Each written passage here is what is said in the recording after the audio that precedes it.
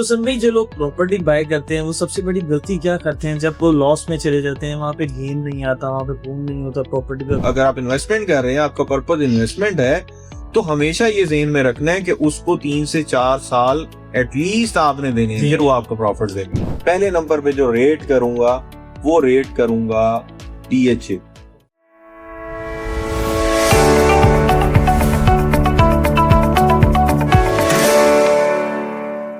अस्सलाम वालेकुम, welcome to our new podcast. अगर आप में से कोई प्रॉपर्टी बाय करना चाहता है लेकिन कंफ्यूज है, तो आज की वीडियो आप लोगों के लिए है। आज वंस अगेन मेरे साथ मौजूद हैं समीउल्लाह खान। आज मैं समीम भाई से डिस्कस करूंगा कि जो लोग भी प्रॉपर्टी बाय करना चाहते हैं उनको कौन से की फैक्टर्स को कंसीडर करना चाहिए। सबसे पहले तो अस्सलाम वालेकुम हमारे व्यूअर्स को भी और सब आपको भी वंस अगेन। दो चीज़ें, एक तो इन्वेस्टमेंट, जो लोग इन्वेस्टमेंट पर्पज से कोई भी प्रॉपर्टी बाय करना चाह रहे हैं, और सेकेंडली रेजिडेंस के लिए, जो लोग रिहाइश के लिए रखना चाह रहे हैं। तो ये दोनों थोड़े से डिफरेंट चीजें हैं। उसके अंदर अगर हम फर्स्ट ऑफ ऑल बात करते हैं इन्वेस्टमेंट पर्पस, कोई भी कॉलोनी, कोई भी सोसाइटी आ रही है, क्या वो MDA या आपकी जो रेलिवेंट अथॉरिटी है उससे अप्रूव्ड है?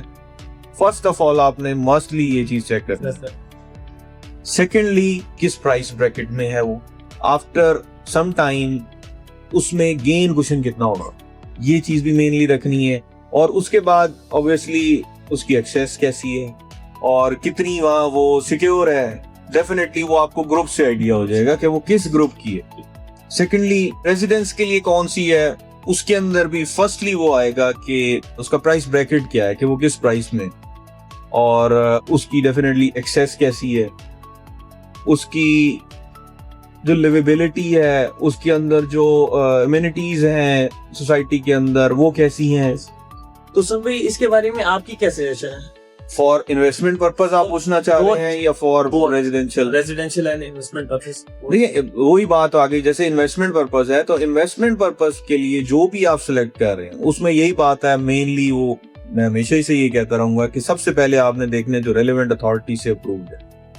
हमेशा अप्रूव की तरफ जाएं। बहुत से सोसाइटीज अगर आप देखते हैं, मुल्तान सिटी के अंदर कुछ सोसाइटीज ऐसी आई जो कि अप्रूव नहीं थी। उन्हें शुरू में बहुत इन्वेस्टमेंट करवाई लोगों की, बहुत हुई और बहुत फेल हो गए वो कंप्लीटली फुलफिल करने में, जिसमें काफी हमारे मुल्तान की मार्केट के अंदर नुकसान भी हुआ लोगों को। मैं उन सोसाइटीज का ऐसा नाम नहीं लेता, लेकिन उनका बहुत नुकसान हुआ।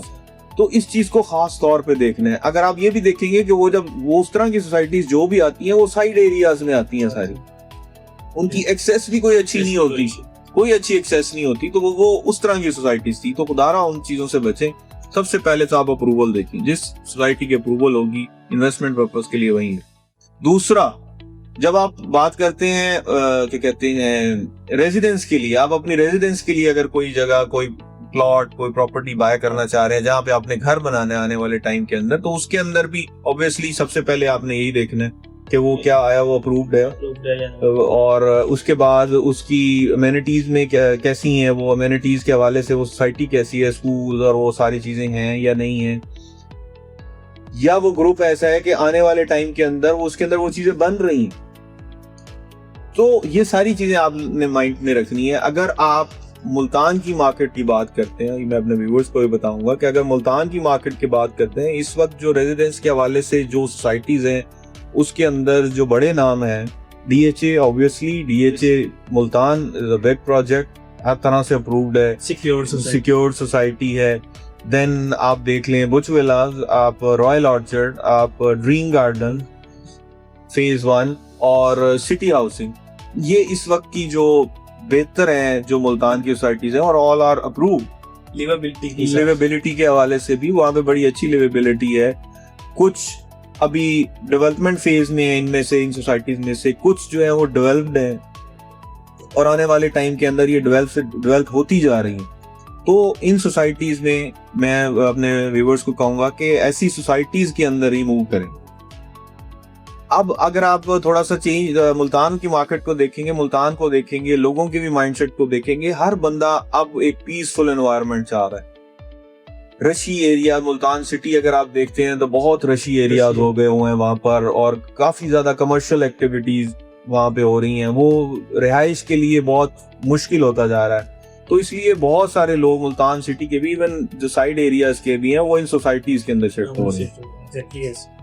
तो बेस्ट यही है। और मैं अगर मेरी सजेशन आप समझ लें या ये, तो मैं पहले नंबर पे जो रेट करूंगा वो रेट करूंगा DHA, क्योंकि वो जो अथॉरिटी है और मतलब एक सोसाइटी है, वो बड़ी मुस्तनद जिसे बोलते हैं ना कि वो है, और हर तरह से सिक्योर्ड है।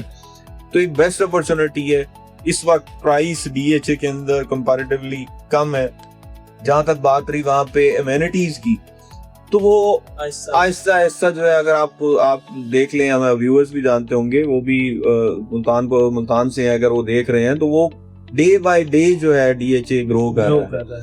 स्कूल्स वहां पर, hospitals, parks, each and everything, हर तरह के ब्रांड्स, खाने पीने से लेके और सारे वो वहां पे DHA के अंदर आते जा रहे हैं और लोग बड़ी तेजी से वहां पर मूव हो रहे हैं। अगर आप उसमें फिर वही बात कि प्राइस भी देखनी है, अगर आप प्राइस भी देखें तो पूरे मुल्तान सिटी में सोसाइटीज को अगर हम ले लेते हैं तो DHA is the cheapest right now. तो अब अगर ये वो चीपेस्ट है और आने वाले टाइम के अंदर वो बहुत ज्यादा ग्रो भी करने वाला है, जो हमने पॉइंट डिस्कस किया है कि जो गेन है वो भी आपको DHA के अंदर मैक्सिमम मिलेगा। अब मुल्तान की मार्केट है, अगर मैं कहता हूँ मुल्तान की मार्केट मैक्सिमम जो रेजिडेंशियल अगर हम ले लें, कॉलोनीज की बात करूं मैं अगर, तो मैक्सिमम 20 लाख तक की है मार्केट की। जितनी भी सोसाइटी हैं, डेवलप सोसाइटीज, वो 20 लाख पर मरला तक गई हैं। मींस के इस मुल्तान की मार्केट के अंदर हमारे पास 20 लाख पर मरला तक का पोर्शन है। जब हम VHA को देखते हैं तो अभी वो इस वक्त सिर्फ 5 लाख का मरला पे, तो जो कि अभी मेरे हिसाब में अभी उसमें बहुत क्वेश्चन पड़ा है। 10 से 15 लाख रुपए का क्वेश्चन है पर मरला है। तो वो सारा क्वेश्चन है जो कि आप अगर इन्वेस्टमेंट पर्पज से ले रहे हैं तो भी आप वहां जा सकते हैं, अगर आप रेजिडेंशियल की वजह से ले रहे हैं तो वो भी जा सकते हैं। आने वाला फ्यूचर वो वहीं पे ही होना है, वो एक पूरा सिटी बनने जा रहा है। उसके अलावा अगर आप उसकी तरफ नहीं जाना चाहते, DHA की तरफ, एक बड़ी सोसाइटी की तरफ नहीं जाना चाहते, अभी एक्सेस, हाँ उसकी थोड़ी सी एक्सेस का इशू आ जाता है, जो हमने पॉइंट डिस्कस किया है, एक्सेस, बिकॉज वो बहुत बड़ा है, वो एक पूरा सिटी है। अगर वहां नहीं जाने चाहते देन आपके पास दूसरी ऑप्शंस आ जाती हैं। लाइक इस टाइम अच्छी ऑप्शन जो मुझे लगता है सिटी हाउसिंग है, जो इकोनॉमिकल भी है, बजट में भी आती है, yes. और जिसमें गेन भी आने वाला है। yes. यही मैं बात करने लगा था कि उसके बाद अगर हम देखते हैं आज बुचुलास को अगर डिस्कस करते हैं, वो अपने ऑलमोस्ट मेच्योरिटी लेवल पे है, उसके अंदर वो गेन जो है वो थोड़ा सा कम रह गया क्वेश्चन। ड्रीम गार्डन्स को ले लेते हैं, जैसे हमने बात की है, वो भी थोड़ा सा मतलब मेच्योरिटी लेवल पे अपने पहुंच चुका हुआ है। मार्केट ही यही है, इससे ऊपर नहीं जाना, इससे ऊपर नहीं जाना। रेजिडेंस बेहतर हो सकती है, रॉयल ऑर्चर्ड उसके करीब करीब पहुंच चुका हुआ है। और इस वक्त जो मैक्सिमम मैं समझता हूं कि अगर गेन आप अर्ली गेन अगर आप ले सकते हैं तो वो उसके लिए सिटी हाउसिंग फेज 1 अगर आप देखें, क्लाइंट्स को मैं कहता हूँ वो आके अगर देखते हैं तो इस वक्त बड़ी तेजी के साथ वहां पे कंस्ट्रक्शन हो रही हैं और लोग बड़ी तेजी के साथ घर बना रहे हैं। और यहाँ पर जो सिटी की मैं बात करता हूँ, जो रेट्स हैं वो रेट्स भी बड़े इकोनॉमिकल, वो इसी तरह से हैं जैसे हमने बात की DHA के, वैसे सिटी की है। पूरे आपको मुल्तान की ऐसी सोसाइटी आपको इस प्राइस के अंदर कहीं नहीं मिलेगी, और इतनी अच्छी लिविंग के साथ पुरसकून माहौल, wide roads, parks, theme park, smart school, हर चीज, ईच एंड एवरीथिंग जो है यहाँ पर वो डेवलप हो गई है, कुछ और कुछ हो रही है। तो सर भाई, जो लोग प्रॉपर्टी बाय करते हैं वो सबसे बड़ी गलती क्या करते हैं? जब वो लॉस में चले जाते हैं, वहाँ पे गेन नहीं आता, वहाँ पे बूम नहीं होता प्रॉपर्टी का। कुछ लोग जो प्रॉपर्टीज बाय करते हैं उनकी properties multiply by 1, multiply by 2 भी हो जाती हैं आफ्टर 10 ईयर्स, 5 ईयर्स।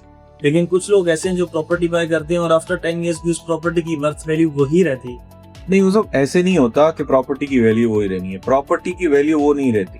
आप भी जानते होंगे, जैसे पूरे पाकिस्तान की मार्केट ऐसी है, जब बहुत ज्यादा इन्वेस्टर आ जाता है किसी भी सोसाइटी के अंदर, जब इन्वेस्टर बहुत ज्यादा आ जाता है और बहुत ज्यादा पैसा लगाने लग जाता है, तो वो एक किस्म की फेक जिसे बोलते हैं ना, वो एक राइज आ जाता है प्राइस के अंदर, जो कि वापस आ जाता है। आर्टिफिशियल ग्रोथ आप जिसको कहते हैं, वो आर्टिफिशियल ग्रोथ होती है। तो ये भी जब भी आप सिलेक्शन कर रहे होते हैं किसी चीज की, तो वो आर्टिफिशियल नहीं होनी चाहिए। प्रॉपर्टी के अंदर खास तौर पे ग्रोथ हमेशा लिवेबिलिटी से होती है, ग्रोथ हमेशा सीधे तरीके से होती है। ये टाइमली है कि आज लिया महीने बाद या 2 महीने के बाद वो जनाब रेट जो है वो डबल हो गया है या 50 लाख रुपए का गेन आ गया है, वो आर्टिफिशियल होगा।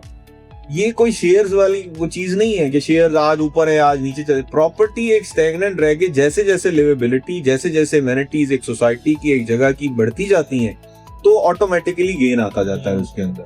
अगर आप ये समझ रहे हैं कि आज मैं लूंगा और कल बढ़ जाएगा, ऐसा नहीं होता। और हमेशा जब मार्केट स्लो होती है, फैक्टर्स वही हैं, अप्रूवल होनी चाहिए सोसाइटी की, एक्सेस आपकी बेहतर होनी चाहिए, उसी के अंदर इन्वेस्ट करना है। बट जब आप इन्वेस्ट कर रहे हैं तो आपने हमेशा प्रॉपर्टी के अंदर इन्वेस्टमेंट ये सोच के करनी है फॉर लॉन्ग टाइम, क्योंकि वो गेन जो है वो लॉन्ग टाइम में ही देगी। पहले के अगर आप समझते हैं ना कि वो फॉरन गेन दे दे तो वो टाइमली होगा, वो प्रॉपर गेन नहीं होगा, वो टाइम के साथ साथ वो बढ़ता जाएगा। फॉर एग्जांपल जैसे हम सिटी हाउसिंग की बात करते हैं, जैसे मुझे आज से पहले याद है 2 साल पहले मैं सिटी हाउसिंग में जब था तो मतलब यहाँ पे 5 करोड़ का प्लॉट 17 to 18 लाख में मिल जाता था। अब जो मतलब अच्छे सेक्टर्स हैं वहाँ पे मिनिमम 28, 30, 31 लाख तक जा पहुंचा।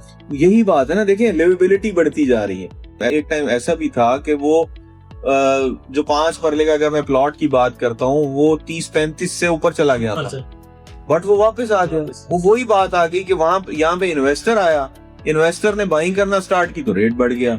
अब जो रेट्स हैं वो एक्चुअल रेट्स हैं, बिकॉज यहाँ पे लिवेबिलिटी स्टार्ट हो गई है सिटी हाउसिंग में। इसी तरह डीएचए है। डीएचए आज से अगर आप 3-4 साल पहले चले जाएं, अपना प्राइस वो कहाँ चला गया था उससे, बिकॉज वो इन्वेस्टर आ गया था। अब लिवेबिलिटी हो रही है, अब वो उसके एक्चुअल रेट्स हैं। अब वो जो रेट्स बढ़ेंगे वो वापस नहीं आएंगे। अगर आप इन्वेस्टमेंट कर रहे हैं, आपका पर्पज इन्वेस्टमेंट है, तो हमेशा ये ज़हन में रखना है कि उसको 3 से 4 साल एटलीस्ट आपने देने हैं, फिर वो आपको प्रॉफिट देगा। लास्टली आप मुझे ये बताएं कि हमें डेवलप्ड एरिया सिलेक्ट करना चाहिए या अंडर डेवलप्ड एरिया सिलेक्ट करना चाहिए आरओआई के हिसाब से?